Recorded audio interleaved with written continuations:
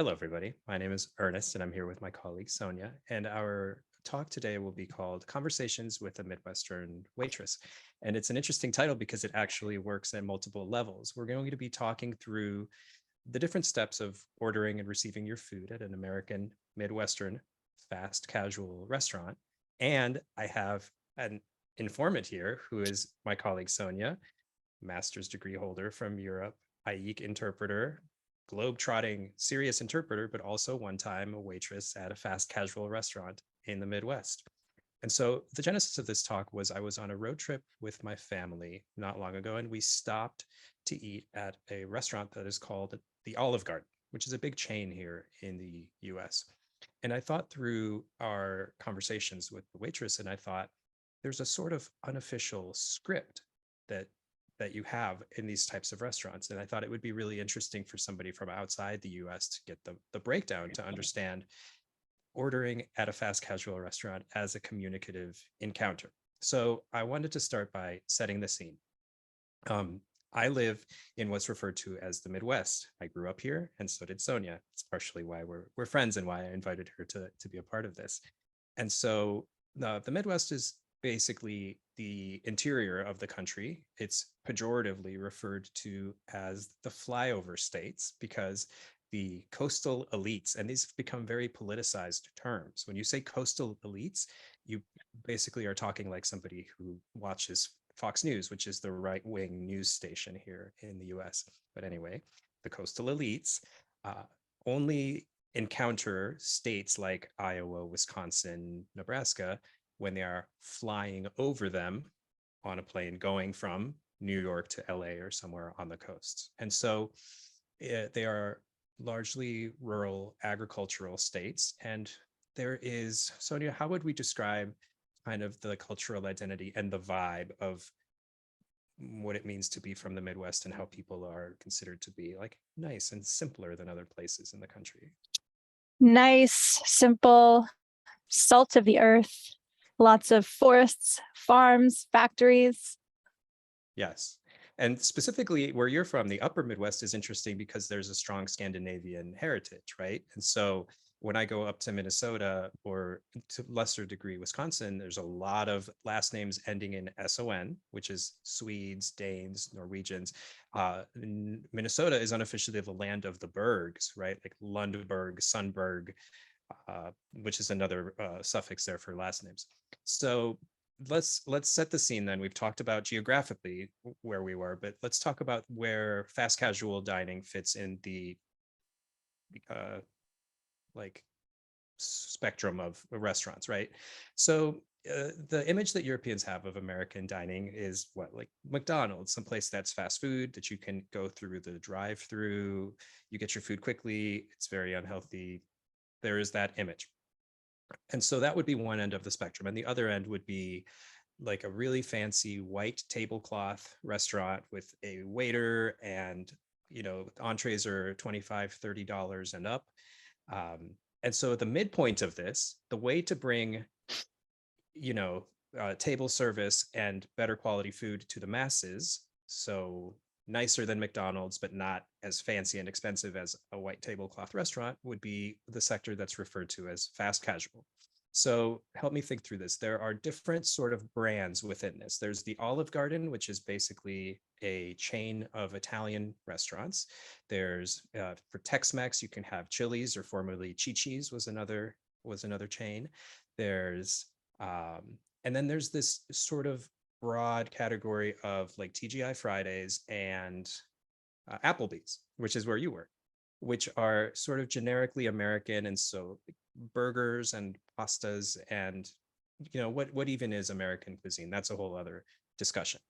But again, for a lower or middle class family, this might be a big event. I remember another chain is Red Lobster, which is seafood, as the name implies. And when I was growing up, it was like a pilgrimage to go to Red Lobster. Number one, because I loved shellfish, and number two, because we didn't have one in my town, and so it was literally a special event because you didn't get to go all the time.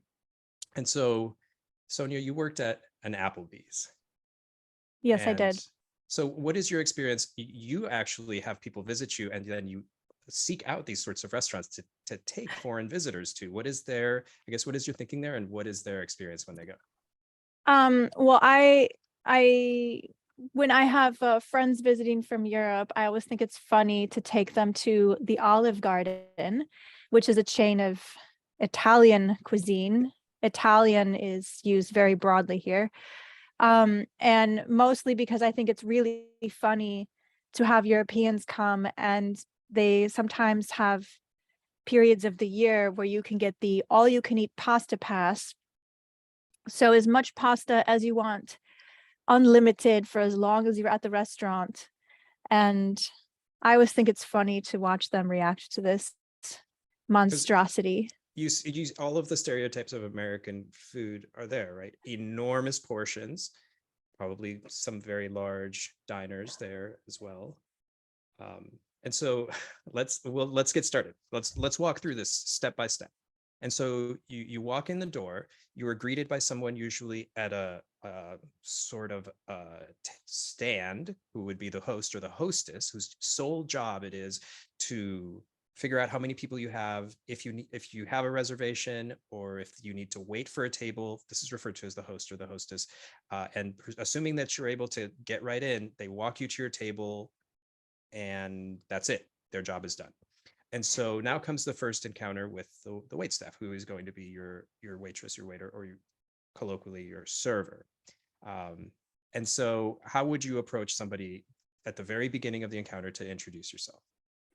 Okay, so I started working as a server when I was 18, and my job was to walk up to the table and say, "Hi, how are you doing tonight? My name is Sonia, and I'll be your server."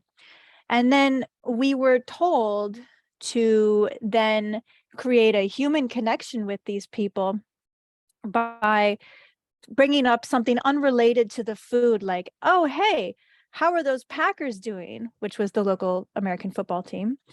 Or say, "Wow, what's this weather?" But it couldn't be anything controversial. Obviously, we couldn't insult the president. Um, and and actually, I remember the guidebook specifically said, "Put your hand on the person's shoulder," because this was obviously before Me Too. Um, I don't think anyone actually put their hand on anyone's shoulder. I certainly did not. But we would say, "Hi, my name is Sonia. I'll be your server. How about them Packers? What can I get you to drink? Can I bring you something from the bar?" Yeah, that's great. Now, a variation of that, and this is something that I don't know if it's local here, but what I've heard also would be, "Hi, I'm Ernest, and I'll be taking care of you today." And so it's sort of a euphemistic turn where you're not actually going to say, "I'll be your waiter," but rather, it's like a broader notion of hospitality. And I did want to point out, as what you mentioned, that that's a policy. So these are big corporations. These are billion-dollar, I don't know, but billion, but many million-dollar chains, corporations, publicly traded. And so they have everything is in a guidebook and has an official policy. And so that was the policy that you had to abide by. Yes, and I think also you should keep in mind that waiters in this country are paid by tips. And so you had to make the people like you. So that was part of the policy, was to, "Hey, I'm Sonia." They want to know your name. I'll be taking care of you. So I'm not just going to bring you food, but I care about you. I'm going to make this a wonderful experience just for you. And you're going to give me a 20% tip, I really hope. So, which is another thing that's novel about dining in the US for Europeans, right? And so you told me earlier, and I think this is really interesting, that you had a special trick to ingratiate yourself with certain groups around alcohol. Yes. So another feature of the United States is you have to be 21 to buy alcohol. You had to be 18 to serve alcohol, which was why I was 18 when I began waiting tables at this place. And we would have these high tables around the bar where sometimes people would go and they would just have some drinks. And we would sell these very large, very fruity cocktails that were actually way stronger than you would imagine. And you had a lot of groups of like 40-year-old women who would come. And I was only 18, 19 years old. And I would walk up to them and say, "Can I please see an ID?" because you have to be 21 to order to alcohol. to these groups of women who are 40 years old, very clearly not under 21. They were obviously way older. The rule said you had to ask for an ID if someone appeared to look younger than 27. I believe the law has changed and now you have to ask for everyone's ID. But these women were obviously like my mother's age, and I would ask them for an ID and they loved it and they would give me a big tip. Exactly. So it's a pragmatic move on your part. Okay, so It was. we've reached the point that you've introduced yourself, and so now we need to get down to business, because you're not just going to leave them there. And so what's the next thing to kind of push this forward? Well, these places, they had a lot of appetizers on the menu. So you would ask, would you like an appetizer? You would really push. Do you want some nachos? Do you want some mozzarella sticks? Like some usually fried appetizer that was overpriced, but something that would really jack up the bill. Mhm. And Because of course, your tip my usually is tip going to be is a how much I sell. percentage of the total, right? And so if you get them to spend $50 instead of $30, then they're going to tip you as a percentage of that. It means more for you as a tip. Exactly. Okay, so we've gotten that. Maybe you go get them some apps, maybe not. You give them a little bit of time to look over the menu and figure out what they want. And so now it's coming down to the, big decisions are being made. We've got to order entrees. And so what would happen then? So then I would say, okay, what can I get for you all tonight? And so they would order their food. If it was steak or a hamburger, I would say, and how would you like that done? So it would be anywhere from rare to well done. And I must say, as an 18-year-old, I did not know the difference. And I would constantly grab the wrong steak. And I could not understand why people would get so angry, because I just ate however my mom gave it to me. Mhm. So, okay, we've got orders in. Hopefully they've ordered some big ticket items for you to get the bill up for your tip.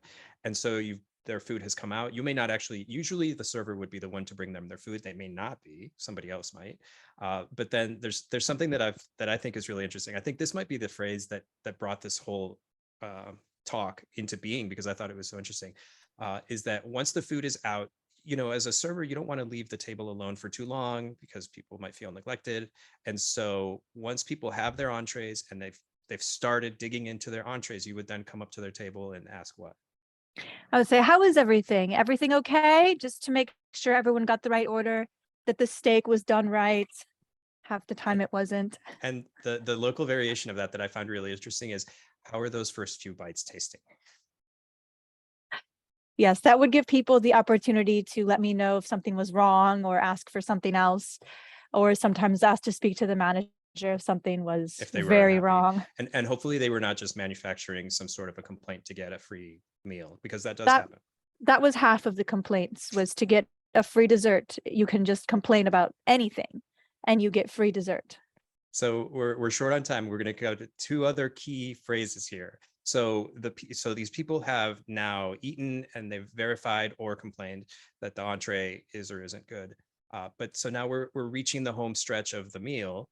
And so again, you have another opportunity to upsell them, to try to get something else on that ticket to get the bill up. And so what would you then ask to move them to the next purchase?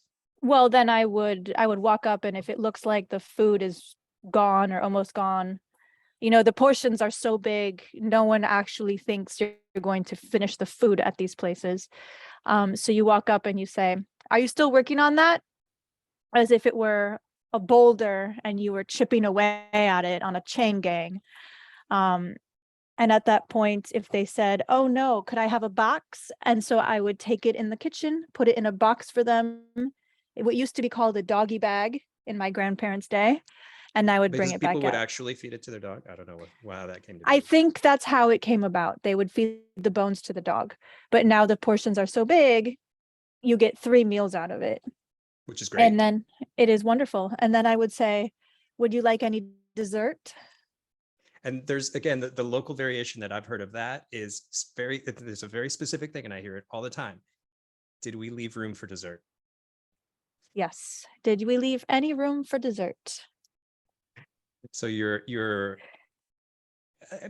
again, being empathetic and checking in on how they're feeling and giving people an opportunity to share their thoughts on the meal. But really, you're trying to cue them and sort of very subtly suggest, like, hey, wouldn't something sweet be really great to cap the Some meal off? some waiters would walk up with the dessert menu open to the photos of the different desserts and just put it on the table and say, "Any room for dessert?" And I never ever have room for No. dessert. But I mean, it's an attempt, right? It's worth a shot. Yeah. And so the final thing is, so people may or may not have had dessert.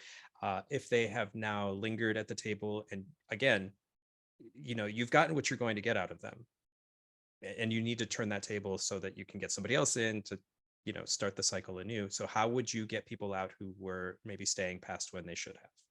We used to call those people campers.